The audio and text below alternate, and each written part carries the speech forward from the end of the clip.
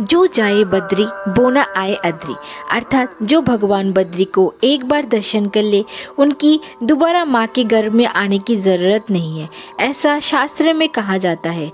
अलकनंदा और नर नारायण पहाड़ों के बीच में बसा है भगवान विष्णु का वैकुंठ धाम, जिसे आज दुनिया बद्रीनाथ के नाम से जाना जाता है, जो कि 4 धामों में से एक है। मैं पायल आप सभी को लेके चलती हूँ आज मेरे साथ और मेरे परिवार के साथ बद्रीनाथ यात्रा पर। भगवान बद्री की दर्शन हेतु आज हम निकल पड़े हैं मन में आस्था के दीप जलाते हुए इस अद्भुत यात्रा पर। दिल्ली से सिर्फ 527 किलोमीटर उत्तराखंड के चमोली अलकनंदा नदी के किनारे में स्थित है बद्रीनाथ का मंदिर।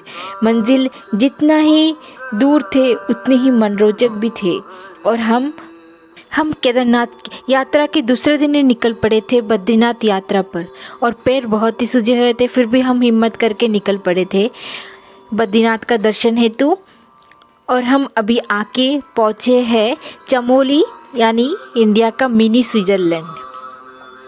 और पहाड़ी चाय का चुस्की लेते हुए हम और बताते हैं आपको चमोली की सुंदरता के बारे में। आपको पता है कि दिल्ली से महज 508 किलोमीटर की दूरी पर स्थित है मिनी स्विट्ज़रलैंड। सिज राजदूत ने यहाँ की सुंदरता को देखते हुए आकर्षित होकर इस जगह का नाम दिया था मिनी स्विट्ज़रलैंड। यहाँ का मौसम चीड़ और देवदारों को के ऊंचे लंबे हरियाली और पहाड़ मानसिक सुकून देने वाली है। यहाँ की खूबसूरती को क्या कहूँ मैं, कोई शब्द नहीं है, इतनी सुंदर है। चमोली की सुंदरता को आनंद लेते हुए हम निकल पड़े हैं आगे। तो आगे पहुँचते हैं हम बद्रीनाथ मंदिर और आपको बताते हैं कि बद्रीनाथ की कुछ कहानी, कैसे इस जगह का नाम पड़ा है बद्रीनाथ। तो हिंदू शास्त्र के मुताबिक एक बार भगवान विष्णु काफ़ी लंबे समय से शेषनाग पर सोए विश्राम कर रहे थे। ऐसे में उधर से गुजरते हुए नारद जी ने उन्हें जगा दिया। इसके बाद नारद जी उन्हें प्रणाम करते हुए बोले कि प्रभु, आप लंबे समय से विश्राम कर रहे हैं, इससे लोगों के बीच आपका उदाहरणता आलस के लिए दिए जाने लगे हैं। ये बात ठीक नहीं है। नारद जी की बातें सुनकर भगवान विष्णु शेषनाग को सोए छोड़ दिया और तपस्या के लिए एक स्थान ढूंढने निकल पड़े। इस प्रयास में वो हिमालय की ओर चल पड़े। तब उनकी दृष्टि पहाड़ी पर बने बद्रीनाथ पर पड़ी। विष्णु जी को लगा कि ये तपस्या के लिए अच्छा स्थान साबित हो सकता है। जब विष्णु जी वहां पहुंचे तो देखा कि वहां एक कुटिया में भगवान शिव और माता पार्वती विराजमान थे। अब विष्णु जी सोच में पड़ गए कि अगर वो ये स्थान तपस्या के लिए चुनते हैं तो भगवान शिव क्रोधित हो जाएंगे। इसलिए उन्होंने इस स्थान को ग्रहण करने का उपाय सोचा और एक शिशु का अवतार लिया। बद्रीनाथ के दरवाजे पर रोने लगे। बच्चों के रोने की आवाज़ सुनकर माता पार्वती का मन द्रवित हो गया और वो उस बालक को गोद में उठाने के लिए बढ़ने लगे। शिव जी ने उन्हें मना भी किया, वो इस शिशु को गोद में ना ले, लेकिन वो नहीं मानी। वो शिव जी से कहने लगे कि आप कितनी निर्दयी हो और एक बच्चे से कैसे रोता हुआ देख सकते हो। इसके बाद पार्वती जी ने उस बच्चे को गोद उठा लिया और उसे लेकर घर के अंदर आ गए। उन्होंने शिशु को दूध पिलाया और उसे चुप कराया। बच्चे को नींद आने लगी तो पार्वती जी ने उसे घर में सुला दिया। इसके बाद वो दोनों पास के एक कुंड में स्नान करने चले गए। जब पार्वती और शिव जी वापस आए तो देखा कुटिया का दरवाजा अंदर से बंद था। पार्वती जी उस बच्चे को जगाने के लिए कोशिश करने लगी पर द्वार नहीं खुला। तब शिव जी ने कहा कि अब उनके पास 2 ही विकल्प है, या तो यहाँ की हर चीज़ को वो जला दे या फिर कहीं और चले जाए। शिव जी ने पार्वती जी से ये भी कहा कि वो इस भवन को जला नहीं सकते हैं, क्योंकि ये शिशु उन्हें बहुत पसंद था और प्यार से उसे अंदर सुलाया था।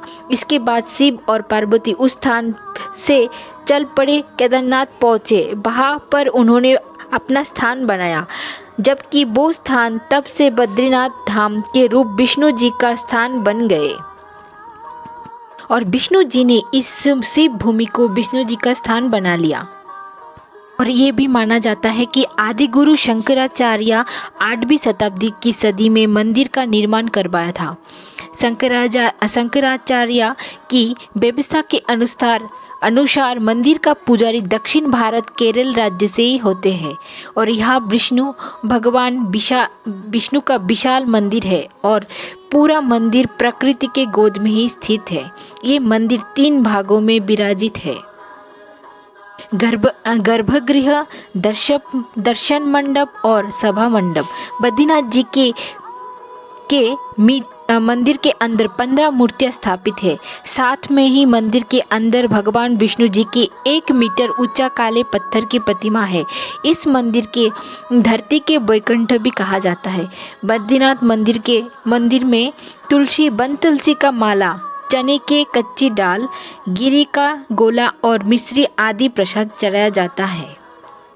इस तरह से हम पहुंच गए थे बद्रीनाथ मंदिर और कोरोना के टाइम था, कोविड के टाइम चल रहा था, इसलिए ज़्यादा भीड़ भी नहीं था, लेकिन कैमरा बिल्कुल अलाउ नहीं था अंदर में, तो हम बाहर से थोड़ा बहुत रिकॉर्डिंग किए और अंदर चले गए। फिर अच्छे से भगवान का दर्शन किए और पंडित जी बैठे हुए थे और सभी को बता रहे थे विष्णु जी के बारे में। बहुत ही अच्छा लगा, बहुत ही प्रसन्न हो गए देख के और हम जल्दी जल्दी फिर दर्शन करके आगे निकल पड़े। आप भी देख सकते हैं। ये था मेरा आज का बद्रीनाथ का यात्रा। आप लोगों को कैसा लगा? अगर थोड़ा सा भी अच्छा लगा होगा मेरा बद्रीनाथ यात्रा मेरे साथ आप लोगों का, तो बिल्कुल मेरे चैनल को बिल्कुल सब्सक्राइब कर लीजिएगा। बिल्कुल ना भूलिएगा सब्सक्राइब करना और मेरी वीडियोस को लाइक और कमेंट करके ज़रूर बताइएगा कैसा लगा, और शेयर तो ज़रूर कर सकते हैं आप किसी के साथ भी। तो इसके बाद दर्शन के बाद हम निकल पड़े थे माना गाँव के लिए। तो अगला ब्लॉग में मैं शेयरिंग करूँगी माना गाँव की कुछ बातें। चलते इस ब्लॉग को